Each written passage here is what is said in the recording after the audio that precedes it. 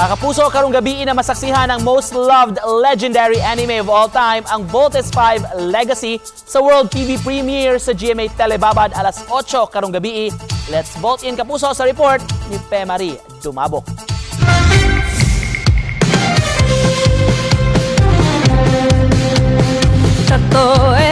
Gilagway ang Voltes 5 Legacy nga labing gikahinaman o giatangan nga pasundayag sa telebisyon sa nasod. Kay gawas nga gastuhan kini og dako o gitutukan mismo sa Japanese company nga nagpasiugda sa original anime version sa Voltes 5, labing unang higayon kini nga gihimuan og live action.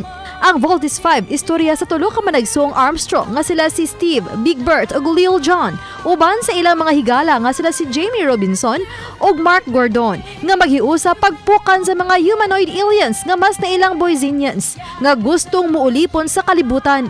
Si Martin Del Rosario is si Prince Zardos kinsa mao ang Boyzinians Invasion Commander ug Mastermind nga masaligon nga mailog ang kalibutan pinaagi sa ilang mga beast fighter.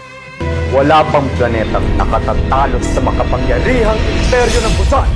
Samtang kaabag usab ni Zardos ang maanyag nga si Lizelle Lopez isip Zandra kinsa usa ka inilang scientist nga nakatampog dako aron maumo lang ilang mga beast fighters. Gaya ng sinabi ko sa inyo, noon pa man ay labis na akong humahanga sa inyong talino't kakayahan. Kaya naman, iaalay ko sa inyo ang aking buong katapatan.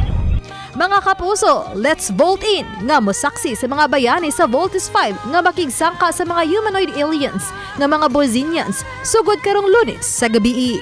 Uban ning clans gabutin. Marie Dumabok. GMA Regional TV Live.